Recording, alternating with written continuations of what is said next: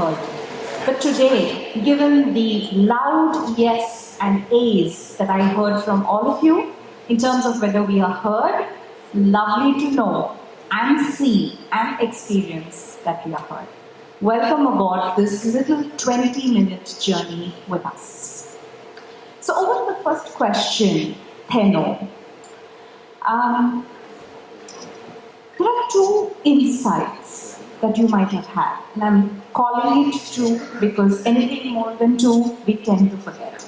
So what are those two insights in leadership that you had, and do you really think a glass ceiling exists for women in the corporate world today? Thank you so much for the question. I'm so glad to be here today with everyone here. My name is Theno, and I am the CEO and founder of Modus Operandi, a fintech company in Myanmar.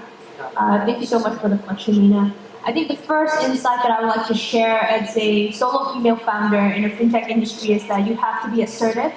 And by assertive is because usually I am the only one in the boardroom or in the meeting table when negotiating or even having discussion for partnerships. And assertiveness comes from not being aggressive, but to say what you need to say and know that you have a voice as a female and to understand that your voice will be heard if you make it heard. I think coming out of assertiveness, though, something I learned as a female leader is compassion, especially finding or establishing a fintech during a pandemic and a military coup in Myanmar has been one of the most challenging things for us as a leader. And out of that, I realized that compassion, a little compassion goes a long way, especially for us as a fintech in Myanmar. If you're not familiar with Myanmar, it's something that's 10 or 15 years where India was. So we're only in the beginning of this stage of financial digital transformation. And I find that, especially during difficult times, compassion towards employee and your team is really essential. We only launched in December of 2021, but we've grown up to 6,000 agent networks and have over more than 200,000 transactions within the span of 7 months. Commendable work, Theno. Commendable and so much passion. Harsha, over to you. And wondering what your insights on self-awareness is. It's a key element of leadership.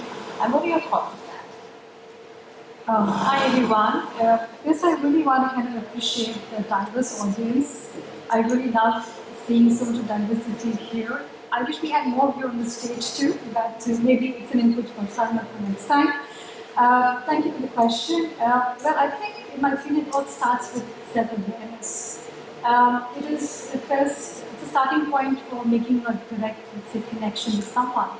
And when you're doing the self-awareness or retrospection, you really have to be utmost honest to yourself, because that's where you will be able to give critical feedback to yourself. I call this as mirror talks, or let's say giving feedback to yourself. So that's where you will realize what your strengths, what your weaknesses are, so that you can work on them and you can really make sure that you have a plan for yourself to be even more successful. I always tend to give this advice to a lot of people, irrespective of the gender or caste or creed, that you have to be in the driver's seat. If you want changes to happen, you have to make them happen, and it has to start with you. So this is the most critical and the most crucial element, I think, in anybody's journey or life. And it's not just related to work, but I think on person's front also, you've got to be very, you have to assess yourself. You have to look at situations that you could have attempted differently and got different results. So it's very important to make sure that you are doing this. You're aware of yourself. You're doing this introspection. As and when and time and again. So yes, it is an important element for sure. Lovely, Harsha. So from compassion and mirror talks, we come over to you. We see a room full of men. And what about allyship in leadership at the workplace? I think it's definitely important. We just went through an alignment exercise. Thank you so much. And I think that's what allyship is about, bringing a lot of alignment in the organization and getting that support from each other. I just heard once, and it kind of has stuck with me, that it's not a title that you just just own and take up for yourself. It's something that you earn, and that's something that I really resonate with as well. So that is something that leaders need to recognize first to make it beneficial. It is definitely beneficial to the business. That's something that all data speaks about. Like it brings in a lot more inclusion. It's a tool for inclusion and diversity, allyship. But it needs to be understood better. It's not a tokenism. It's not a campaign that you do once a year. It's not anymore about showcase or showmanship. It's not about LinkedIn posts. It's about actually having those difficult conversations. It's about having those one-on-ones. It's about realizing what the other person wants. It's about having that alignment with the other person and all the marginalized groups, right? It's not always about creating a program around it.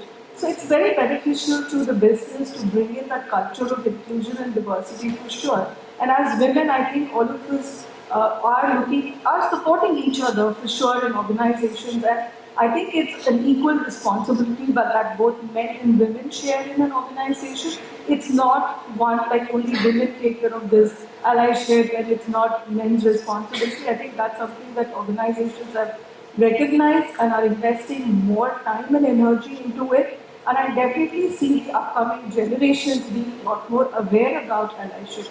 And they are kind of coming forward to be part of these ERGs, I would say. And it's become a lot more intentional.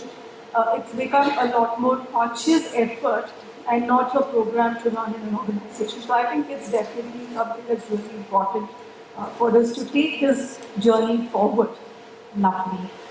So Bhuvana says it's gender agnostic, it's generation agnostic, and it has to be continuous when it comes to allyship. And over to Sweety. And what are your views on having a point of view to have a seating? I'm highly opinionated about pretty much everything, including the taste of the chai that I had in the morning. No, I'm kidding. Ladies and gentlemen, I'm not supposed to speak. I have an opinion on yes, that. yes. Ladies and gentlemen, can we welcome Atishi Singhji, Honorable Ma'am has been a very important part of the day running. Yes, please continue. Thank you. All right, great question on having seat on the table. I think this table is in our head. We define the table based on the stereotypes and the barriers that we create. I guess some of you who, and I see many of us are from Indian origin, so I'll give an example which is very familiar in the entertainment industry. There was a movie made about a few years ago on women wrestling, and this is about a father and two daughters, and in a very small town in the north of the country called Haryana, close from here. And in Haryana, in a state, I'm talking of the movie Dangal, where there's a reference made that a gold is a gold, doesn't matter it's for a woman gets it or a man gets it. So I think the point that I'm trying to prove here, and I have to use the word prove instead of show, is the fact that you get a seat on any table based on the value you bring in, the value proposition that you hold with your thoughts. It is imperative that you might get sometimes very low exit barriers to get on a seat on the table, sometimes very high entry barriers. But to continue maintaining that seat on the table is basically on how you're utilizing that opportunity. The pandemic has taught us a lot, right? I mean, it was a natural reset both from our thinking, our natural resources course of our mind, but also from a professionalism perspective. The firm that I work for, last 41 years, there hasn't been anybody who worked outside of the West Coast, or I would say Northern America, to even have a seat on the table in the leadership or on the board. And sometimes you just got to ask, hold your ground up, be unapologetic about it, bring in your A game. And like the sales people, if my sales friends are here, I learned this and I share with them. Have a shameless pitch about yourself. It's perfectly all right to be proud about what you have, and it's perfectly all right sometimes to go about and brand what you can have. Opportunities are out there. when women apply for a job or women apply for a seat in the table, they look for 9.5 out of 10 on the checklist before they apply for it. I think stop looking for that 9.5. Nothing is ever perfect. You have it, you develop it, you learn it. That's how your interest continues. Otherwise, when you have 9.5 out of 10 in 6 months, you're done, you get bored.